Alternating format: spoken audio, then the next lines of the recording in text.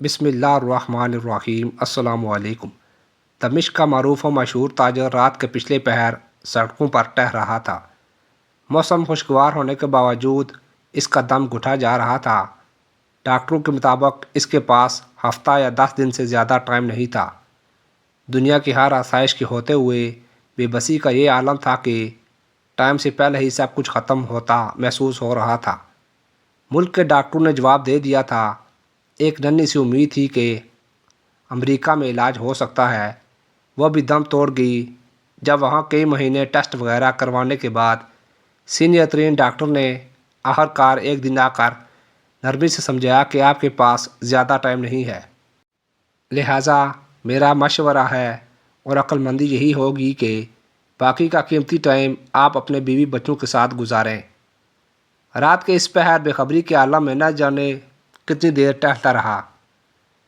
اس کی سوچوں کا تسلسل تب ٹوٹا جب ٹہلتے ٹہلتے وہ ایک تنگ سے بے رونق پل پر پہنچ چکا تھا۔ سڑک پر دوسری طرف اسٹریٹ لائٹ کے نیچے ایک خاتون کھڑی کسی آدمی سے گفتگو کر رہی تھی۔ 30 سال کے لگ بھگ خاتون کا انداز منت و سماجت والا تھا، جبکہ بندہ کوئی اوباش قسم کا تھا جو کہ اس کی بات نہیں مان رہا تھا۔ اس کے چلنے کی رفتار خود بخود آہستہ ہو گئی۔ کانوں میں جب آواز پہنچنا شروع ہوئی تو خاتون کہہ رہی تھی، اللہ کے لیے مجھے اتنے پیسوں کی ضرورت ہے، بچے بھوکے ہیں، میں تمہارے ساتھ چلنے کے لیے تیار ہوں۔ جبکہ وہ باش قسم کا بندہ اس خاتون کی قیمت آدھی سے بھی کم دینا چاہ رہا تھا، اور یہ کہ تمہاری اس سے بھی کم قیمت بنتی ہے بول رہا تھا۔ پھر وہ کندھے اچکاتا ہوا چل پڑا اور خاتون حسد کی تصویر بنی کھڑی رہ گئی۔ وہ تھوڑا آگے جا کر مڑا اور خاتون کی طرف چل دیا۔ اسے نزدیک آتا دیکھ کر خاتون چوکنی ہو گئی، امید بھری نظروں سے قریب آتے کو دیکھنے لگی۔ نزدیک پہنچنے سے پہلے خاتون آگے بڑھی۔ اس کا انداز ایسا تھا کہ جیسے اپنے آپ سے زبردستی کر رہی ہو۔ اس نے قریب پہنچ کر سلام کیا۔ خاتون نے مصنوعی مسکراہٹ کے ساتھ جواب دیا اور ٹلٹلتی نظروں سے دیکھا اور تھوڑا قریب ہوتے ہوئے معنی خیز انداز بنا کر پوچھا، کیا موڈ ہے؟ وہ تاجر پیچھے ہٹا اور نرمی سے کہا، نہیں، ایسی کوئی بات نہیں ہے۔ دراصل میں نے ابھی گزرتے ہوئے تمہاری اس آدمی کے ساتھ تھوڑی سی گفتگو سنی ہے۔ مجھے بتاؤ میری بہن، تمہارا کیا مسئلہ ہے؟ اس طرح پوچھنا تھا کہ خاتون جو کہ مضبوط دکھائی دینے کی کوشش کر رہی تھی، یک دم روتی ہوئی بولی، بھائی قسم ہے اس ذات کی جو ہماری گفتگو سن رہا ہے، میں اس طرح کی عورت نہیں ہوں جو اس وقت گھر سے نکل کر سڑک پہ کسی کا انتظار کرے، مگر میں بہت مجبوری کے عالم میں اس وقت اس جگہ پہ ہوں۔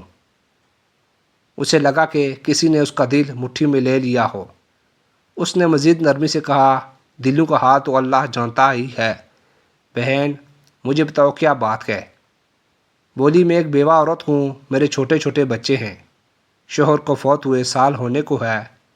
شروع میں تو پڑوسی رشتہ دار کچھ مدد وغیرہ کر دیتے تھے، پھر آہستہ آہستہ سب نے ہاتھ کھینچ لیا۔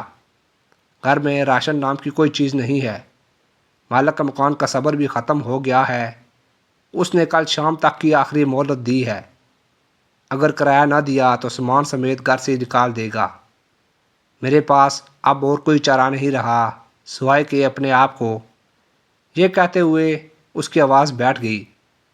تاجر نے بھی جلدی سے دوسری طرف مڑ کر بہانے سے اپنے آنسو صاف کیے، پھر مڑ کر جلدی سے بولا، بس بس ٹھیک ہے بہن، کوئی بات نہیں، اور اپنی جیبوں میں ہاتھ ڈالے تو پتہ چلا کہ جیبوں میں جو رقم ہے وہ نہ ہونے کے برابر ہے، کیونکہ جس عالم میں وہ نکلا تھا اسے تو ہوش ہی نہیں تھا۔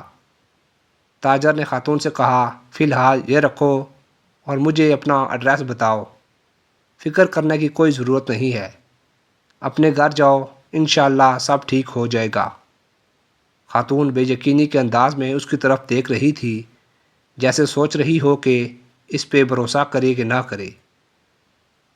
اس نے پھر سے یقین دہانی کرائی کہ تم جاؤ اور ایڈریس بتا دو، بس۔ اس عورت نے آخرکار ایڈریس بتا دیا اور پھر ایک طرف کو چل پڑی۔ تھوڑی دیر تک خاتون کو جاتا دیکھنے کے بعد وہ مڑا اور واپسی کی طرف تیزی سے قدم اٹھانے لگا۔ گھر پہنچ کر اس نے کافی مقدار میں نقدی لی اور ڈرائیور کو بڑی وین نکالنے کو کہا۔ پھر خود گاڑی چلاتے ہوئے شہر کے 24 گھنٹے کھلے رہنے والے اسٹور سے راشن کی بڑی مقدار وین میں بھری اور خاتون کے بتائے ہوئے ایڈریس پہ پہنچ کر سارا راشن اس کے گھر اتارا۔ باقی کی رقم خاتون کو دی اور کہا صبح مالک مکان سے وہ خود بات کر لے گا اور کرائے کا معاملہ نمٹا دے گا، اور انشاءاللہ ہر مہینے مخصوص رقم آپ تک پہنچا دی جائے گی۔ یہ کہہ کر جلدی سے بنا کچھ کہے سنے واپس مڑ گیا۔ خاتون بت بنی بے یقینی کے عالم میں کھڑی آنسو بھری نگاہوں سے دیکھتی رہ گئی اور وہ گاڑی سمیت نظروں سے اوجھل ہو گیا۔ تاجر کی کیفیت اب کافی بلکہ بہت مختلف تھی۔ اس کے انگ انگ سے خوشی پھوٹ رہی تھی۔ کچھ گھنٹوں پہلے جو اس کی حالت تھی وہ اب یکسر بدل گئی تھی۔ اب اسے ہفتہ 10 دن گزارنے کی جو فکر تھی وہ تھوڑی کم ہو گئی تھی۔ ہفتہ 10 دنوں کا خیال آتے ہی اس نے کاغذ قلم لے کر خاتون کا ایڈریس لکھ کر وصیت لکھی کہ ہر ماہ باقاعدگی سے 4 لوگوں کے معقول سے بڑھ کر خرچے کی رقم اس ایڈریس پہ بھجوائی جائے، اور کاغذ کو لفافے میں بند کر کے تجوری میں رکھ دیا۔ اب اسے لگ رہا تھا کہ اپنے آخری سفر کے لیے وہ تیار ہے یا تھوڑی بہت تیاری کر لی ہے۔ پھر ہفتہ گزر گیا اور 10 دن گزر گئے، پھر مزید 10 دن اور پورے 15 دن گزر گئے۔ گھر والوں کے کہنے کے باوجود تاجر اسپتال نہیں گیا، اور پھر پورا 1 مہینہ گزر گیا اور اگلے مہینے کی رقم بھی اس نے فوراً بھجوا دی۔ پھر ایسے ایک مہینہ کرتے پورا سال گزر گیا اور وہ معمول کے مطابق رقم بھجواتا رہا۔ پھر 5 سال، پھر 10 سال گزر گئے، اور پھر پورے 20 سال گزر جانے کے بعد ایک رات وہ معمول کے مطابق تہجد کے لیے اٹھا، وضو کر کے تہجد شروع کی اور سجدے میں دعا کرتے کرتے اس کی سانسیں ختم ہو گئی۔ وہ اس جہان فانی سے سجدے کی حالت میں رخصت ہو گیا۔ گھر والے جب صبح اٹھے تو تاجر کو سجدے کی حالت میں مردہ پایا۔ افسوس کے ساتھ ساتھ گھر والوں کو اس بات کی خوشی بھی تھی کہ اچھی اور مبارک موت ہوئی ہے۔ خیر تکفین و تدفین اور دیگر انتظامات کے بعد اولاد کا تجوری اور وصیت کھولنے کا وقت آیا تو وہ بند لفافہ بھی نکل آیا جو کم از کم 20 سال پہلے کی تاریخ کا ان کے والد کے ہاتھ کا لکھا ہوا تھا، اور اس کا مطلب تھا اس لکھے گئے ایڈریس پہ 20 سال سے رقم دی جاتی رہی ہے۔ لفافہ پڑھنے کے بعد ان کو پتہ چلا کہ والد صاحب کو فوت ہوئے 7 دن ہو گئے ہیں، جو کہ تکفین و تدفین اور رشتہ دار لوگوں کے ملنے ملانے میں نکل گئے ہیں، اور وصیت مطابق رقم کی ادائیگی میں 7 دن کی تاخیر ہو گئی ہے۔ رقم لے کر وہ لوگ اس ایڈریس پہ پہنچے تو دروازہ کھٹکھٹانے پر خاتون باہر آئی جو کہ اب 50 سال کے اوپر ہو چکی تھی۔ سلام دعا کے بعد تاجر کے بڑے لڑکے نے خاتون سے مؤدب انداز میں کہا کہ ہم آپ کو والد صاحب کی طرف سے جو ماہانہ مخصوص رقم ہے وہ دینے آئے ہیں، اور معذرت چاہتے ہیں کہ رقم کی ادائیگی میں 7 دن کی تاخیر ہو گئی۔ وہ اصل میں خاتون جلدی سے بولی، ارے نہیں کوئی بات نہیں، آپ کے والد صاحب کے ہم پر بہت احسانات ہیں، آپ لوگ میری طرف سے والد صاحب کو بہت بہت شکریہ بولیے گا، اور انہیں بتائیے گا کہ ہم ہمیشہ انہیں دعاؤں میں یاد رکھتے ہیں اور رکھیں گے، اور میری طرف سے آداب کے ساتھ انہیں بتائیے گا کہ اب انہیں رقم بھیجنے کی ضرورت نہیں ہے۔ بیٹا حیرانگی سے بولا، کیوں؟ اب کیوں نہیں ہے ضرورت رقم کی؟ خاتون نے خوشی کے آنسوؤں میں ملی آواز میں جواب دیا، اللہ کے فضل سے مہینہ پہلے میرے بڑے بیٹے کی ملازمت لگی تھی، اور 7 دن پہلے ہی بیٹے کو اس کی پہلی تنخواہ ملی ہے۔